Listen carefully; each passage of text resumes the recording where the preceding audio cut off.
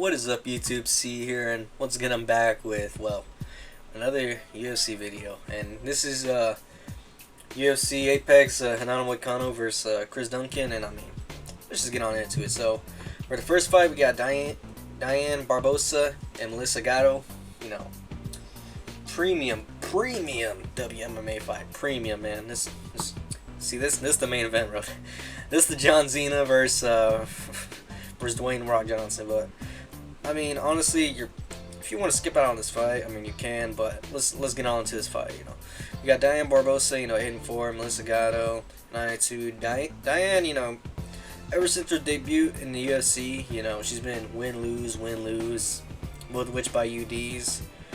She's got good grappling, I guess decent striking. I mean, it's WMMA. Melissa Gatto, pretty well rounded. She's got good hands, good striking, man. And so this okay. Look, I know I shouldn't be thinking too hard about this, but this is WMMA, so if I do gotta pick a winner though, I would still go with Diane Barbosa, because I mean, look here. Melissa Gatto hasn't been active since May 18, 2024. She's been out for over a year. And, the division has moved a bit. And while Diane Barbosa, maybe consistently inconsistent, I mean, that's still, age also doesn't matter, so she arguably has more experience. So I go with Diane Barbosa. Did I do a lot of research for this? God, no, but it's WMMA, so hey, buddy, it doesn't get my full attention. Now for the next fight, we got Azamat Pakola versus Tresean Gore. And look, let's talk about Azamat. Azamat, he's good all around, man. He's got good grappling, and he's got fantastic, striking. Now look, it can get a little messy. His hands can get a little messy, but he's got great power. Great power. And look, he may have lost his last fight to Yosri Belagori. But Yosri Belagori, hopefully I'm saying that right, is a really good fighter. He trains at Poetan. He may be 33 years old, so this win may not age well. But he literally fought last week against Mansour Abdul Malik. And he KO'd Mansour Abdul Malik. And Mansour Abdul Malik is a great fighter, man. Great fighter. So, this isn't a loss that, should be taken, I mean, it should be taken as a loss, but I mean, he lost to a good dude, and plus, this dude, I think he has beaten Poetan in kickboxing, if I remember correctly. So, and look, Azamat, he's beaten, Cans, Brian Loader, Zachary Reese, Brian Loader, yeah, he won tough, but I mean, Brian Loader's just chinny as all hell. And now we talk about Tresean Gore. This dude, Tresean Gore, he's a bum. I hate to say it, but he is a bum, dude. And this dude is inconsistent as hell. I mean, there's really nothing else. He lost to Brian Battle, which was, I believe, for tough. And he's lost. Brian Battle's a good fighter, so that's not a bad loss. But losing to Cody Brundage, Marco Tulio, and I guess Rodolfo Vieira ain't a bad loss. But I mean, Rodolfo Vieira, he's just there. He's just there. Lost to Bo Nickel. So Tresean, he's got alright grappling, alright striking, but he's been KO'd twice in MMA.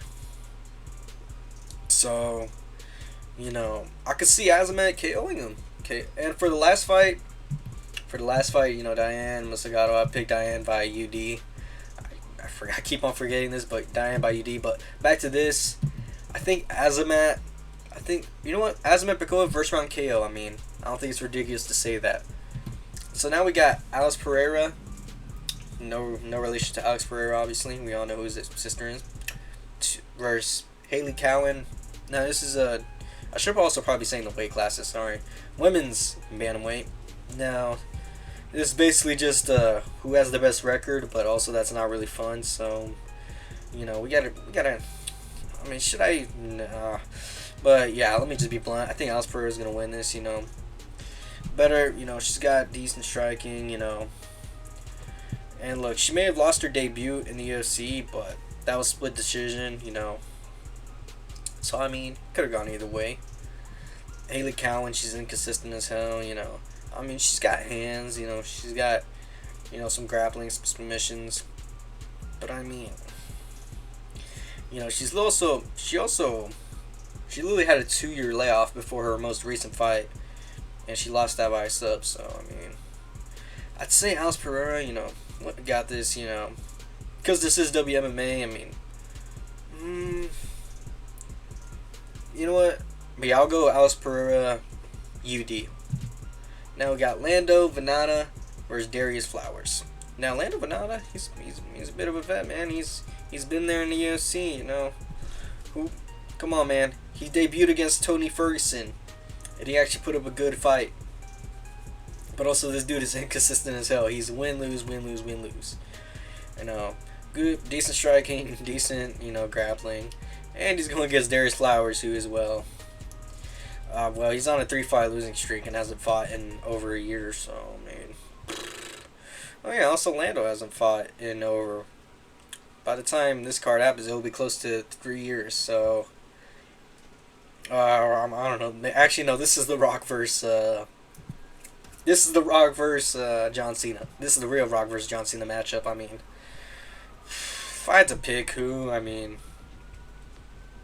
I don't know. I guess who's the most chiniest? I guess. Shit. Who knows? I mean, well, you know what? I'd say Darius Flowers got this. And yes, I pre-prepped these. Darius Flowers, I literally got no good reason, but be honest, bro. This is the matchup of the century. Now we got Alessandro Costa versus Stuart Nicole. And look, Alessandro, let's talk about him. He's a good grappler. I believe he trains at the same gym that Diego Lopez and Lexa Grasso train at. I'm pretty sure.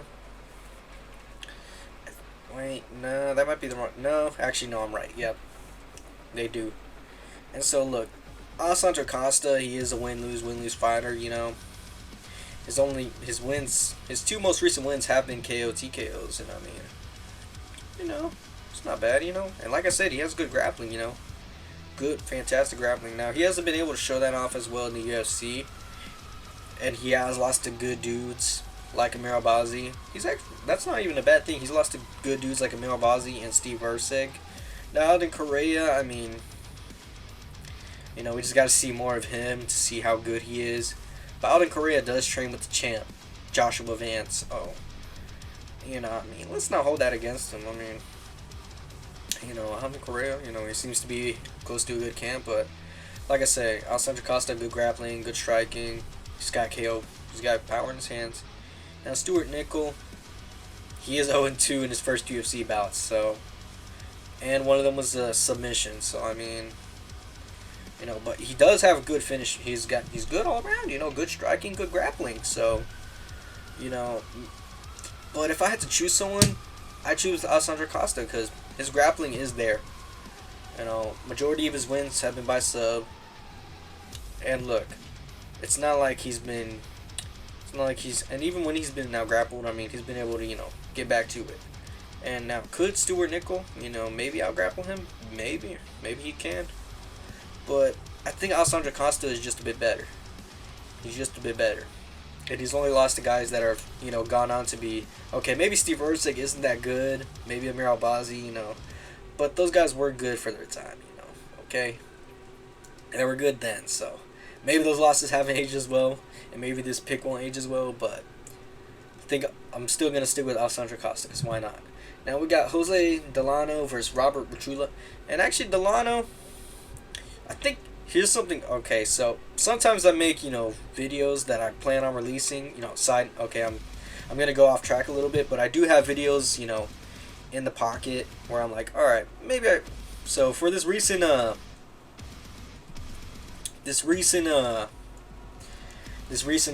White's Contender Series season, I actually was like, you know what, let me make a video on some guys that I think are going to go far in the UFC.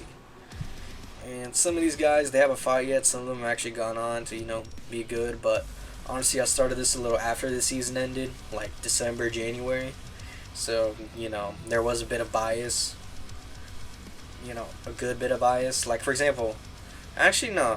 Because I had Sean Paul, the guy who fought at UFC Houston.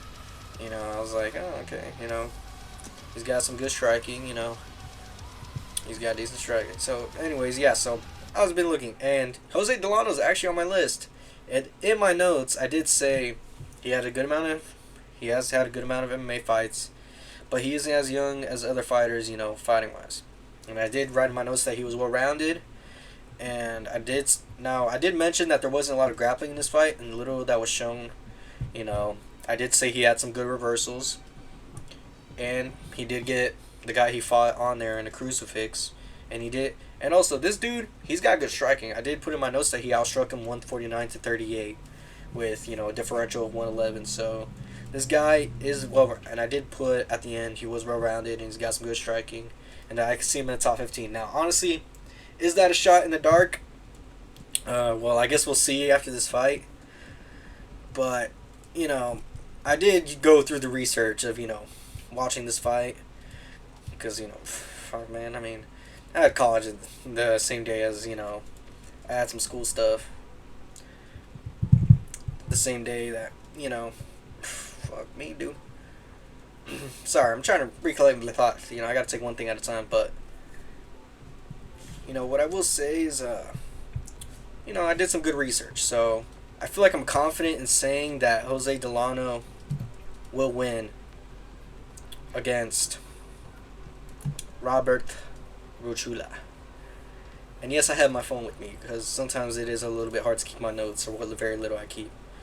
Because look, man, Jose, he's got good. Like I said, he's good all around. You know, he's got KOs, subs. You know, look, he may have not finished this dude on the Dana White's Contender Series, but a UD win with that high of striking, I mean, I'd say that's pretty good. And Robert Trula, you know, he lost to William Gomes, and William Gomes, while he is a good fighter, I don't think William is going to make it that far, you know. And Robert has lost to KO by KO before. And I just don't think, you know, Robert has got the experience that Delano has, you know. So that is why I will pick Jose Delano by, I guess, UD again. Who knows, man? Maybe he'll show off his KO power. Maybe he won't. And who knows? Maybe I'll get this pick wrong, which wouldn't be a surprise. But for our next fight, we got Guilherme Pat. Did I even? Oh, that's actually. I thought I shortened. Oh.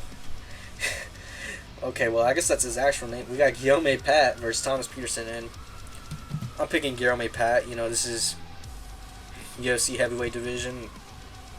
Thomas Peterson, he's been very inconsistent. You know, he's lost to guys like Jamal Pugisis and fucking Shamil Demil Delgaziev.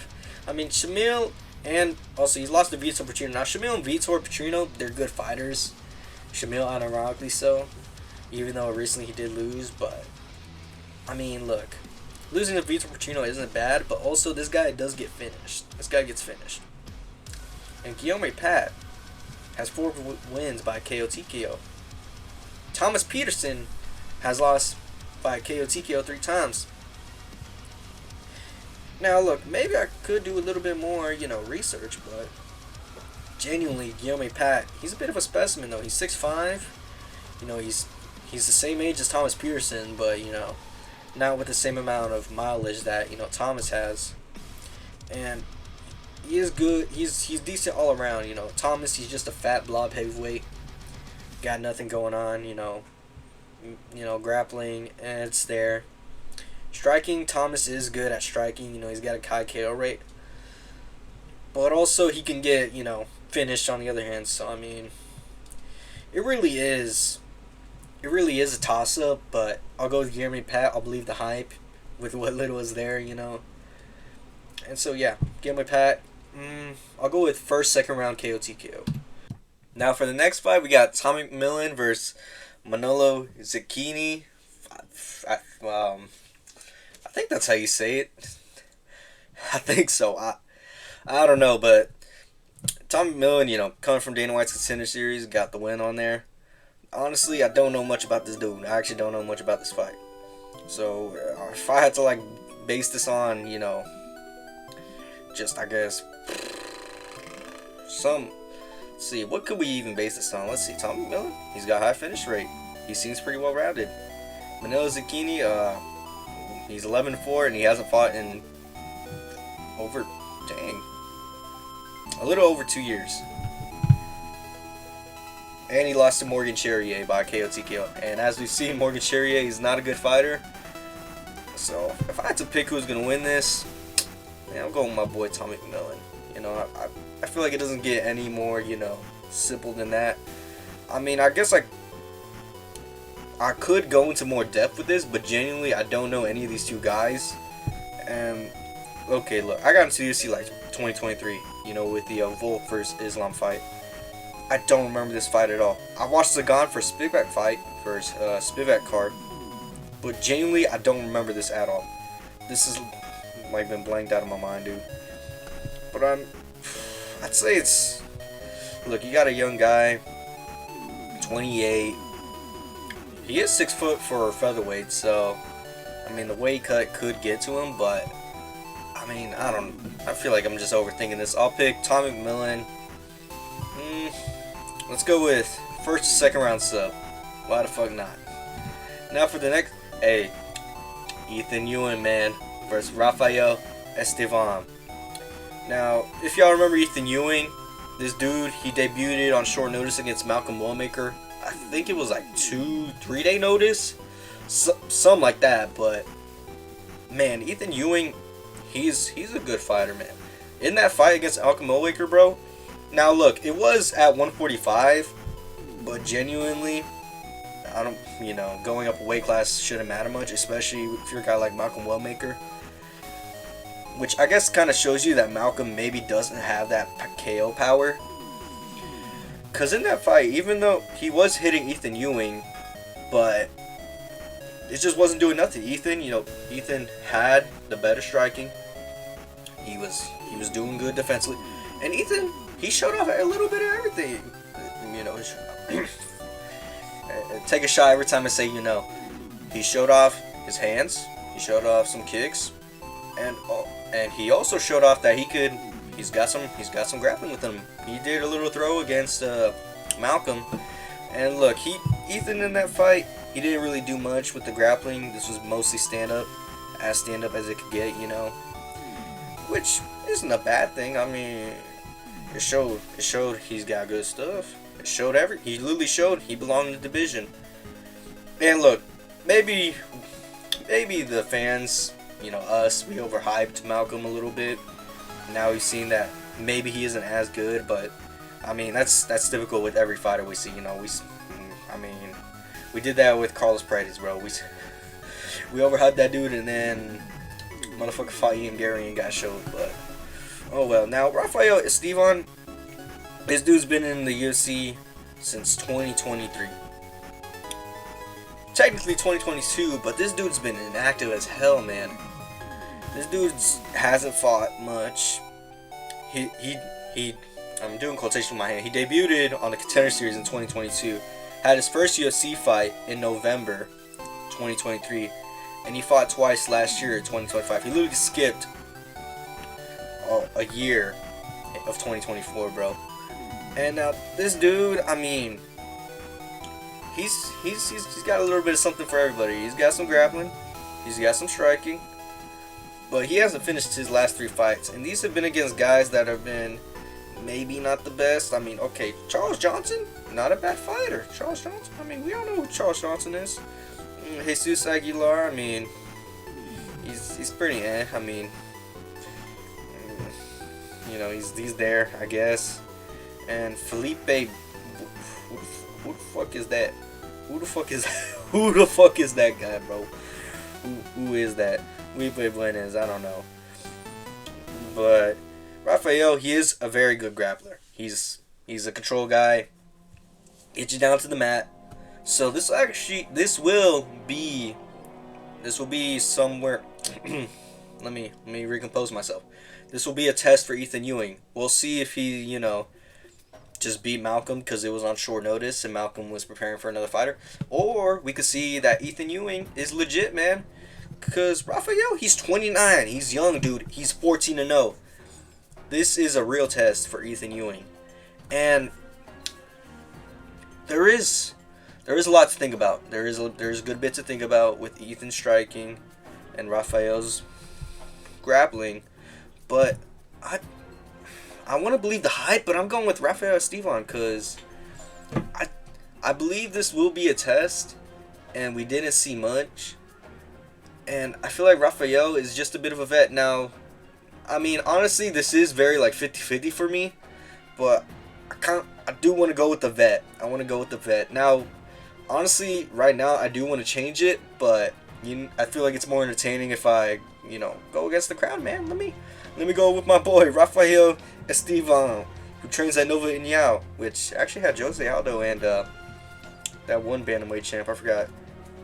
And Henan Barral train there. I think that's the gym. But I do think that Felipe is just gonna, get him with the grappling. And Felipe, he does have some decent striking. So, I mean, for Rafael, I'm sorry, but yeah, I think I'm gonna go with Rafael to win by UD. Unanimous decision, as simple as it gets. Now for the next fight, we got. Let's see if I can even say this shit. Abdul Rakam Yakayev. I think that's how I say it. Versus Brenson Rivero. Now, Abdul I'm gonna call him Abdul. Why not? He debuted. Take a shot, y'all. He debuted again. He got into the UFC through Contender Series, okay? And then he debuted on that Arman vs. Hooker fight. On that Arman vs. Hooker card. Qatar. And he got a quick-ass sub. It was very quick. I deadass forgot what it was. I think it was pretty sure it was a guillotine. Something like that. But, man, that shit was crazy. That shit was crazy to watch. I was about to say it. And he's a pretty high finisher. His only decision was back in 2023 for a belt on the regional scene. And this dude, he's got a little bit of something for everybody. This dude's, this dude's a first round finisher. He's had 6 first round finishes, and he's gone to the second round with the finish. And he's had 1 decision, which was a 5-round decision. So this dude, he could definitely go 5 rounds, even though this is a 3-round fight. So that means nothing. But and I want to believe the hype. But Branson Ribeiro, he's a bit of a vet, and he's a bit of a. I wouldn't call him a bum though. I mean, he's lost to good guys. He's lost to guys like Zhang Minyang and Azamat Mirzakhanov. But his wins have also been against who can you name it in this crowd, bro? He lost to Umar Sy. Who the fuck is? I think Umar Sy. He's a decent fighter, but not that good. So I'm gonna go with the hype. I'm gonna pick Abdul Rakim Yakayev, and if I had to pick how he would win this, I'll go with KO TKO in the first or second round. I'd say that's a pretty safe answer. I'll be safe with it. I'll be conservative. And so with the next fight, the co-main event, Verna Jandaroba versus Tabitha Ricci. We got Chiwiwis over here and the dude and the chick that's banging Kayla Mosh. So shit. Now Verna, I love Verna Jandaroba, man. I love Verna Jandaroba. Verna Jandaroba really won my respect in the Mackenzie Dern fight. She really did. Because that fight was really good. I remember watching that fight live, and I was like, damn, this shit's actually kind of fire, yo. It literally had a little bit of everything. Striking, grappling. It was a rematch in the making. Now, it was a decently close fight. But it wasn't one where it was like you could go either way. It was like, oh, maybe you can make some arguments, but Verna lost to Mackenzie Dern. But Verna's got my respect. Verna, and to give a bit of, insight on Verna, she's a grappler. She's a grappler through and through. She can submit you. She can out wrestle you, take you down. Literally does everything. She's got 14 subs, y'all. 14 subs. There's some fighters that don't even have finishes in the UFC. Mozart, that don't, take a shot. Crazy, man. And Tabitha Ricci, she's alright. She's lost to Yan Jianan, Lupe Godinez, Manon Frioro. She lost to Manon Frioro in her debut. Now Tabitha, she's She's got a little bit of something, some striking, some grappling. But I'm gonna go with Verna Jandaroba. I feel like it's not that hard. I mean, Verna Jandaroba, she's got the grappling. I'd say she probably just takes down Tabitha, and maybe she'll use her striking to mix it up, and that's what she'll probably use to initiate. And I'll pick Verna by UD, because this is, I mean, anything can happen in WMMA, but I mean, finishes are pretty rare. And now for the main event, we got Renato Moicano versus Chris Duncan. Now, Renato Moicano, he's been in the UFC for over a decade. He's a vet, but that doesn't matter. Renato Moicano, he's a grappling guy. Now he doesn't. Sometimes he'll initiate the grappling, but sometimes he won't. But he is pretty decent. He is pretty decent, man. He's got some striking, but his striking's kind of It's kind of there. I mean, bro got outstruck by Beneil Dariush. Yeah, he's been KO'd by guys like Rafael Fiziev, so striking ain't up there. It ain't like that. So he's probably going to be using his grappling a lot more. But he's going to have to grapple with Chris Duncan. Now, Chris Duncan, he's on a 4-fight winning streak against guys like Mateusz Rebecki, Terrence McKinney. And technically, he would be on a 7 and 8-fight winning streak if he didn't lose to Manuel Torres. Now, Manuel Torres, he's a good fighter, man. Manuel Torres is a good fighter. He's a good fighter. He just beat the shit out of Grant Dawson on that December card. So Manuel Torres is a decent grappler. Manuel Torres is a fantastic fighter. He's good all around. You know, he's got hands, he's got good striking, and good grappling. Now, Chris Duncan, I'm gonna be honest, I haven't seen a lot of this dude. Besides that Manuel Torres fight, that was my first interest. Besides that T-Mac fight, I saw him fighting against T-Mac, and he was struggling. But everybody struggles against Terrence McKinney.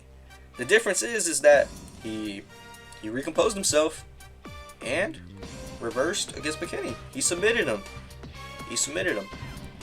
Now, of course, he has lost twice, both by KO and submission.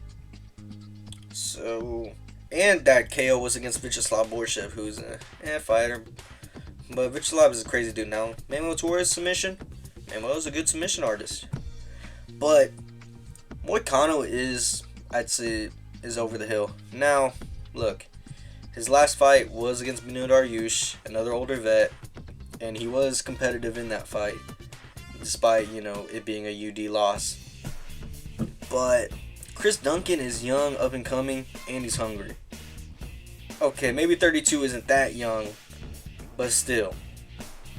And Chris Duncan, he does grapple a little bit. He attempts takedowns and subs too. So if I had to pick a winner,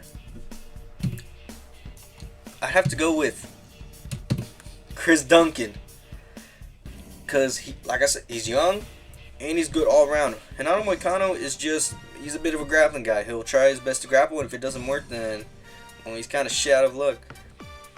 But now, how do I see Chris Duncan winning this? This is actually tough to see, because Renato, despite losing a lot, he is a bit chinny, but this is only two guys that are decent strikers. I mean, Jose Aldo, Korean Zombie, Rafael Fiziev. These guys, they got some. I mean, Jose Aldo, he doesn't really have KO power. He's more of a volume guy. And the same can be said with TKZ. And you could argue Rafael, he take a shot. He's got some power. Now, Chris Duncan, he can flash KO you, but he is more of a TKO guy. So I'll go with the first second round KO TKO for Chris Duncan. And that is who I'm choosing for this fight, Chris Duncan. Now, made it this far to the video. Thanks for watching. Appreciate it. Like, subscribe to all YouTube stuff. I just hope that everybody out there is safe and happy and doing what they're happy with. Do what you are happy with doing in your life, as long as it doesn't hurt anybody. And that's all I really got to say, y'all. Peace.